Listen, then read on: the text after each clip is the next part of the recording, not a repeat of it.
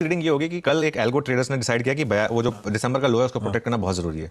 अगर वो दिसंबर का लो कल टूट जाता आशीष, तो बैंक निफ्टी में सीधा 2000-2500 पॉइंट ओपन हो जाता है डाउन साइड पर। इसके लिए कल बैंक निफ्टी ने आपको देखा होगा कि 200 अंकों से ही सिर्फ लोअर लेवल्स को अपने बचा लिया। अच्छा, कई बार क्या होता है, इवन जो शॉर्ट्स होते हैं उनको भी अगर बड़ी ट्रेड चाहिए तो वो चाहते हैं कि मार्केट एक बार तो रिकवरी करे, तभी तो लॉन्ग्स आएंगे जो फंसेंगे।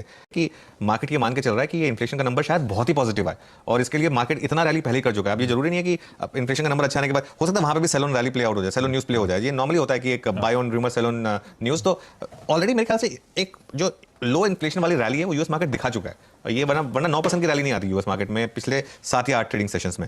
एक और चीज, यूएस की अगर आप 10 ईयर की बॉन्ड यील्ड देखेंगे तो वो है 3.54 पर और डॉलर इंडेक्स है 102.8 पर।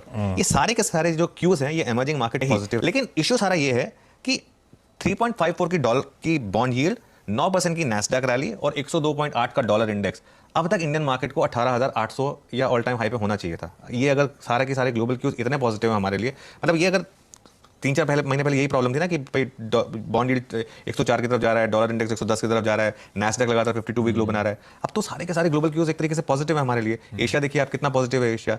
तो हमारे बाजार क्यों नहीं चल रहे हैं? ये जो कैलेंडर ये चेंज होता है ना, इससे बहुत फर्क पड़ता है। अगर उसने एक ब्रॉड कॉल ले लिया कि ये एक कॉल ली गई है मैक्रो कॉल की हमें इंडिया से निकलना है, ये अभी एफआई से जब हम बात करते हैं तो अब हमको कलर ऑफ ये मनी नहीं पता चलता कि ये कौन सा एफआई बेच रहा है। ये ईटीएफ बेच रहा है या पैसिव मनी बेच रही है या सॉवरेन फंड बेच रहा है, यूएस वाला बेच रहा है या फार ईस्ट वाला बेच रहा है। हमको सिर्फ एक ब्रॉड आंकड़ा मिल जाता है कि एफआई बेच रहे हैं। आशीष, वो आपको एक मैच याद है, इंडिया श्रीलंका का एक टेस्ट मैच हुआ था जिसमें वो जयसूर्या ने 300 से ऊपर रन बनाए थे, वो 952 रन बन गए थे उनके करीब। और अल्टीमेटली बॉलर्स को भी पता था कि अब तो कुछ होना नहीं है, जब डिक्लेयर कर देंगे तब डिक्लेयर कर देंगे बेसिकली। इस समय भारतीय बाजारों में थोड़ी सी रैली जो भी आ रही है ना, वो तब आ रही है जब ये एफआईएस बोलते हैं चलिए बहुत हो गया, थोड़ा सा शॉर्ट्स प्रॉफिट बुक कर लेते हैं। जितनी भी रैलीज हैं हमारी मार्केट में पूरी की पूरी शॉर्ट कवरिंग रैली है, शॉर्ट कवरिंग बाउंसेस हैं। वरना नंबर्स तो आपके सामने क्लियरली स्क्रीन पर है। और वो हम उस दिन डिस्कस भी कर रहे थे जिस दिन मंडे को रैली हुई थी कि अगर कोई 17,800 पर माल बेच रहा है तो 18,000 पे तो बेचेगा ही। अगर उसने 2,42,200 की कॉल में कटे हैं और 42,100 की कॉल में करीब 6 लाख कटे हैं। ये किस लिए कटेंगे? क्योंकि जो कल जिस तरीके से इंटरडे में रैली आई उससे वो जो ट्रेडर्स घबरा गए, उन्होंने ये कॉल्स अनवाइंड कर दी। लेकिन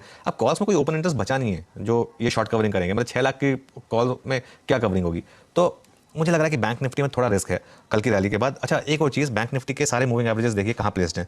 50 day exponential moving average 42,400, 10 day exponential moving average 42,550 और 20 डे एक्सपोनेंशियल मूविंग एवरेज 42,733।